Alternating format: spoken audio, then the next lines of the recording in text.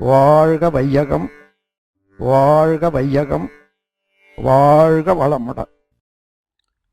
வாழ்க வையகம், வாழ்க வையகம், வாழ்க வளமுடன். உயிரா பணமா? ஒரு சின்ன ஆராய்ச்சி.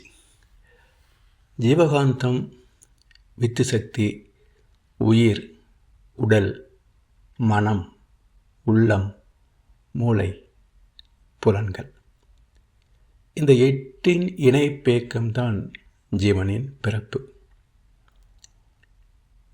பிரசவமான பிறகு உயிரின் உற்பத்தி, செலவு, இருப்பு எனப்படும் உயிரின் வியாபாரம்தான் வாழ்க்கை. உயிரின் பயணம்தான் வாழ்க்கை.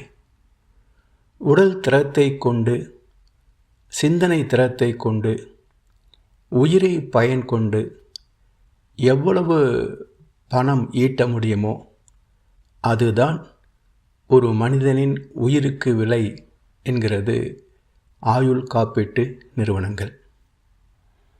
எப்படி என்றால், ஒரு பிச்சைக்காரன் 1 கோடி ரூபாய்க்கு பாலிசி கேட்டால் தருவார்களா?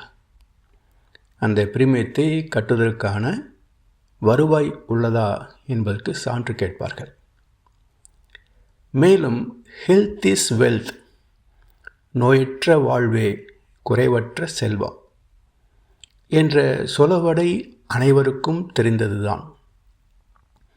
ஆனால் நமது உடல் நலம்தான் செல்வமாக மாறுகிறது, பணமாக மாறுகிறது என்ற சிந்தனை பெரும்பாலான மக்களுக்கு எட்டவில்லை. வாழ்க்கைக்கு எவ்வளவு உடல் நலம், ஆரோக்கியம் தேவை, எவ்வளவு பணம் தேவை என்ற கணக்கை சரியாக கணிக்க தெரிந்தவர் அனைத்திலும் மேன்மை பெறலாம்.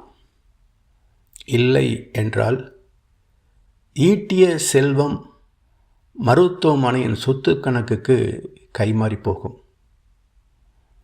Health is converted into wealth.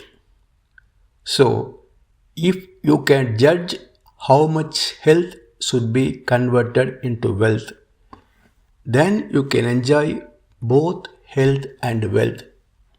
Otherwise, you have to spend everything you earn to regain your health.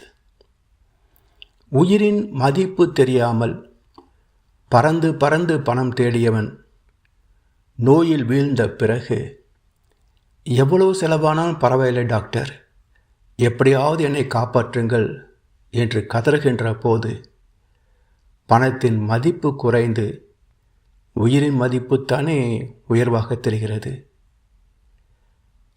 நலமுடன் வாழ்கின்ற காலத்தில் ஏன் இந்த கணக்கு புரியவில்லை? விலைக்கு மேலே விலை வைத்தாலும் மனிதன் விலை என்ன? உயிரின் விலை என்ன? வாழ்வுக்கு ஆதாரமான உயிரை வளமாக்கி மேம்படுத்தும் பயிற்சியே காயகல்பம். உயிர் சக்தியை, வின் சக்தியை உற்பத்தி செய்ய முடியாது, இடம் மாற்றலாம்.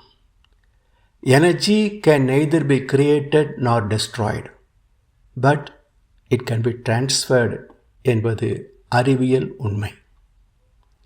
தந்தை தாய் ஈர் உயிரின் அலைகளின் இடமாற்றம் தானே கருவுறுதல்.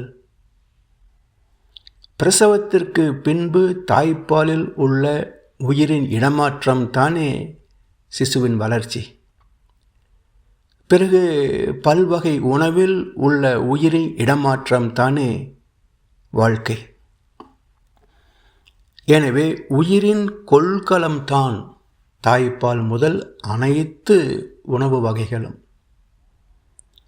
இந்த உணவை உண்ட பிறகு அதை செரித்து அதிலிருந்து உயிரை பிரிக்கின்ற பயணத்தில் அடைந்த மாற்றங்களே நமது உடலில் இரத்தம், சதை, கொழுப்பு, எலும்பு, மஜ்ஜை, சுக்கிலம் என்ற 7 தாதுக்களாக அமைந்ததன் காரணம். நன்கு செரிக்கப்பட்ட உணவு அதிக அளவில் உயிர் துகள்களை அளிக்கும். காயல்ப பயிற்சி இந்த செரிமானத்தை செம்மைப்படுத்துவதனால் குறைந்த உணவிலே அதிக உயிர் சக்தியை பெற முடியும்.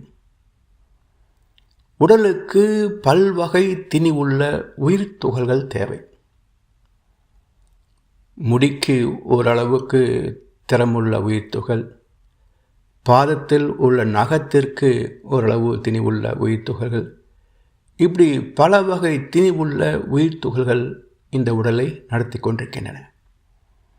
நாம் உண்ணுகின்ற உணவை செரித்து அதிலிருந்து உயிர் சக்தியை தேர்ந்தெடுத்து தன்மயமாக்கிய பிறகு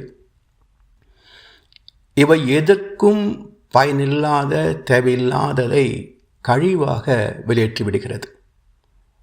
அதனால் தாய்ப்பாலிலும் கழிவு இருப்பதனால் தானே பெற்ற குழந்தையும் மலம் கழிக்கிறது. சரி, இந்த உயிரின் வரவு செலவு கணக்கு என்ன?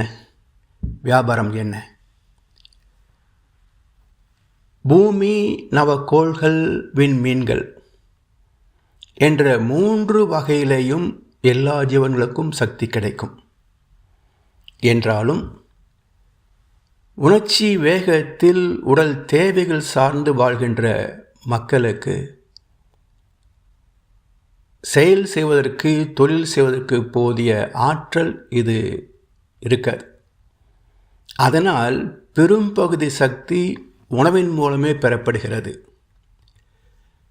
ஜீவனின் வாழ்க்கை உணவை சார்ந்தே அமைந்ததற்கு காரணம் இதுதான். அதிலேயும் எளிதில் செரித்து அதிக சக்தியை தரும் உணவில் தொடங்கி குறைந்த சக்தியை தரும் கடின செரிமானம் வரைக்கும் உள்ள உணவுகளை வரிசைப்படுத்தி பயன்படுத்தி கொள்ள வேண்டும். எப்படி என்றால், நமக்கு மிக எளிதில் அதிக சக்தியை தரக்கூடிய இயற்கை தந்த கொடை பனை மரத்திலிருந்து கிடைக்கக்கூடிய நுங்கு. 10 நிமிடத்தில் செரிமானமாகிவிடும், அதிக சக்தியை தரும். அடுத்த நிலை தேங்காய், வாழைப்பழம், மற்ற பழ வகைகள், பிறகு காய்கறி, பிறகு தானியம், பிறகு பருப்பு வகைகள், பிறகு கிழங்கு வகைகள். இவற்றுக்கு அடுத்ததுதான் அசைவம். அதிலேயும் ஆடு, கோழி, மீன், பன்றி, மான், மாடு, ஒட்டகம், இப்படி ஒவ்வொன்றிலேயும் அந்த சதையின் திணிவிலே பேதம் இருக்கும். அவை எளிதில் செரிமானம் ஆகாது. இப்படி நாம் உண்ட உணவிலிருந்து உயிர் சக்தி பெறுகின்ற பயணத்திலே இந்த உணவை செரிப்பதற்கும் சக்தி தேவை. இப்போ நுங்கு சாப்பிடுகிறோம் என்றால் ஒரு 100 கலோரி சக்தி கிடைக்கிறது என்று வைத்துக்கொள்வோமே. ஒரு 10 கலோரி அதை செரிமானம் செய்வதற்கு செலவாகும். மிச்சம் 90 நமக்கு லாபமாகும். பழ வகைகள் சாப்பிடுகின்ற போது ஒரு 15% செலவாகும், 85 நமக்கு லாபமாகும்.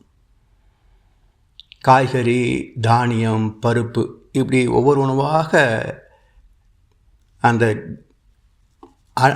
அணுக்களின் திணிவு கூடுகின்ற போது அது செரிப்பதற்கு சக்தி அதிகம் செலவாகும்.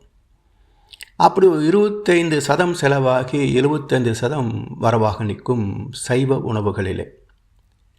அசைவம் தொடங்குகின்ற போது 50% செலவாகும், 50 வரவாகும். கடினமான அசைவத்தை சாப்பிடுகின்ற போது 200 கலோரி செலவாகும், 100 கலோரி தான் வரவாகும். அப்போ நம்முடைய உயிர் சக்தியே வீணாகிறது. அதனால்தான் மனித உடலுக்கு அசைவம் ஏற்புடையதல்ல என்று எல்லா சிந்தனையாளர்களும் மத நூல்களும் பேசியிருக்கின்றன. சரி, பூமியின் ஈர்ப்பாற்றல், நவக்கோள்களிலிருந்து வருகின்ற ஆற்றல், நட்சத்திரங்களிலிருந்து வருகின்ற ஆற்றல் மற்றும் உணவு இருந்து வருகின்ற ஆற்றல், இந்த 4 வகைகளில் கிடைக்கின்ற உயிரை உணர்புலன்கள் 5, செயல் புலன்கள் 5 மற்றும் மனம் என்ற 11 வகை இயக்கங்களின் மூலமாக உயிர் சக்தி செலவாகிறது.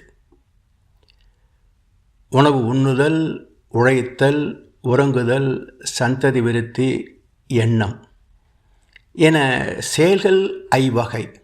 உணர்புலன்களும் செயல் புலன்களும் மனமும் இணைந்து ஐவகை செயலை செய்து மனித வாழ்வை நடத்துகின்றன. உணர்புலன்களும் செயல் புலன்களும் இயற்கை விதிக்கு உட்பட்டவை, எல்லைக்கு உட்பட்ட திறம் உள்ளவை. ஆனால் மனதிற்கு என்ன இல்லை? வானமே இல்லை. அதனால் பிடித்த போகங்களில் மனம் சலிப்பதில்லை, பிடிக்காதவற்றில் மனம் லயிப்பதில்லை. உணவு, உழைப்பு, உறக்கம், தாம்பத்தியம், எண்ணம் என்ற ஐவகை செயல்களை நடத்துகின்ற உயிரின் வரவு செலவு கணக்கு என்ன? உணவை பற்றி ஏற்கனவே பார்த்தோம். உணவிலிருந்து வரக்கூடிய வரவு, செரிப்பதற்காகின்ற செலவு, மீதம் உள்ளது நமக்கு நெட் ரிசல்ட், வருமானம். இரண்டாவது, உழைப்பதில் உயிர் செலவாகிறது, பணம் வரவாகிறது. மூன்றாவது, உறக்கத்தில் உயிர் வரவாகிறது, கனவின் மூலம் சிறிதளவு உயிர் செலவாகிறது. மிச்சம் பெரும் பகுதி நமக்கு வரவாகிறது, லாபமாகிறது. நான்காவது, தாம்பத்தியத்தில் உயிர் செலவாகிறது, அளப்பரிய இன்பமும் சந்ததியும் வரவாகிறது. ஐந்தாவது, எண்ணத்தில் வரவு இல்லை, செலவு மட்டுமே. என்றாலும் எண்ணத்தின் தன்மையை பொறுத்து செலவில் மாற்றம் உண்டு. எப்படி என்றால், கைபேசி, கணினி, தொலைக்காட்சி பெட்டி போன்றவற்றில் அதிக வெளிச்சம் வைத்து பயன்கொள்கின்ற போது ஜீவகாந்த சக்தியின், உயிர் சக்தியின் செலவு அதிகம் இல்லையா? கண்களுக்கு இதமான அளவில் வைத்து கொண்டால் போதுமானது. அப்போ அதில் உயிர் சக்தியின் செலவு குறைக்கப்படுகிறது, அதுவே நமக்கு இருப்பில் கூடுகிறது அல்லவா? இதே போல நல்ல எண்ணங்களில் ஆகும் செலவை விட தீய எண்ணங்களில் செலவு அதிகம். அதனால்தான் பாசிட்டிவ் திங்கிங், நல்ல எண்ணங்களையே எண்ண வேண்டும் என்று பரிந்துரைக்கப்படுகிறது. அதே போல் காது கேட்கும் அளவுக்கு ஒளி அளவை வைத்துக்கொள்வது நன்று.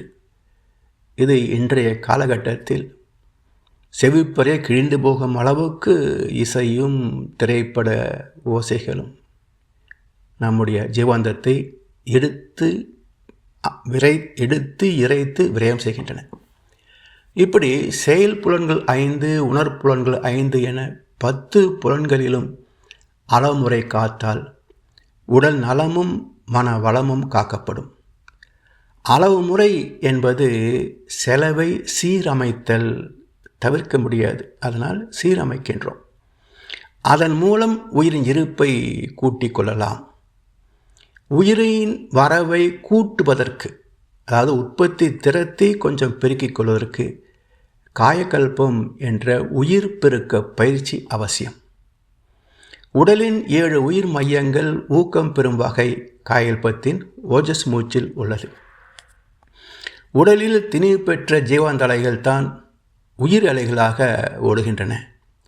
அஸ்வினி முத்திரை செய்யும் போது இந்த ஆற்றல் மூலாதார மையம் நோக்கி திரும்புவதனால் மையத்தில் திணிவு அதிகமாகும் என்கிறது சித்தர் பாடல், சிவபாக்கியருடைய சித்தர் பாடல். அறிவியலும் இதே கருத்தை உறுதிப்படுத்தி உள்ளது. ஓஜஸ் மூச்சு லோப்ஸ் என்ற மேல் மூளை தொடும் போது நோய் எதிர்ப்பு சக்தி உள்ள மருத்துவ குணம் வாய்ந்த நுண் உயிர் அலைகளாக மாற்றம் பெறுகிறது. அதாவது needle shaped microbacteria, aerosol particles of ferric oxide Fe3O4. இந்த கருத்தை எனக்கு தெரிவித்தவர் விஞ்ஞானி doctor Murugesan, institute of forest genetics and tree breeding, Coimbatore. இந்த ஆற்றல் குரோமோசோம்களில் உள்ள குறையை நீக்குவதனால் நோய்கள் குணமாகின்றன, நோய்களின் தீவிரம் குறைகிறது என்று அறிவியல் நிரூபித்திருக்கிறது. இதைத்தான் சித்தர் பெருமக்கள் ஏற்கனவே கண்டு காயல்ப பயிற்சி நமக்கு தந்திருக்கிறார்கள். இந்த அலைகள் மிக மிக லேசானதால் ஓஜஸ் மூச்சு மூளையை தொட்டவுடனே அவற்றை கீழ் நோக்கி மலை குழியல் போல, ஷவர் பாத் போல திருப்பி உடல் முழுவதும் பரவிவிட வேண்டும் என்று மகிழ்ச்சி சொல்கிறார்கள். திசுக்களில் இருந்து அஸ்வினி முத்திரை மூலம் எடுக்கப்பட்ட சாதாரண ஜீவாந்த ஆற்றல் இப்போது மருத்துவ குணம் கொண்ட நோய் எதிர்ப்பு சக்தி கொண்ட ஆற்றலாக இருப்பதனால் இதன் மூலம் உடல் செல்களிலே நோய் எதிர்ப்பு சக்தி அதிகமாகி படிப்படியாக நோய்கள் குணமாகும் என்பது சித்தர்களின் பிரதிநிதியான வேதத்ரி மகரிஷி காட்டிய சத்தியம். மீண்டும் நமக்கு காயல்ப பயிற்சியை அறிமுகப்படுத்தியிருக்கின்றார். எனவே என்ன விலை உயிரே என்று கேட்டு விலைக்கு வாங்க முடியாத பொருள் உயிர் என்பதையும், நமது உடல் செரித்து பிரித்தெடுக்கின்ற அற்புத சக்தியே உயிர் என்பதையும் உணர்ந்து, உயிரின் மதிப்பை அறிந்து சிக்கனமாக செலவு செய்து இருப்பை கூட்டி மன நிறைவாக உடல் வலிவாக வாழ்க்கை வெற்றிகரமாக அமைத்து கொள்ள வேண்டும். வாழ்ந்து பார்ப்போமே. வாழ்க வளமுடன். வாழ்க வையகம். வாழ்க வளமுடன். ஸ்கை வேதாத்திரியம் அமுதம் சேனலுக்கு இதுவரைக்கும் சப்ஸ்கிரைப் பண்ணின அனைத்து அன்பர்களுக்கும் மிக்க நன்றி. வாழ்க வளமுடன். அனைவரும் வேதாத்திரிய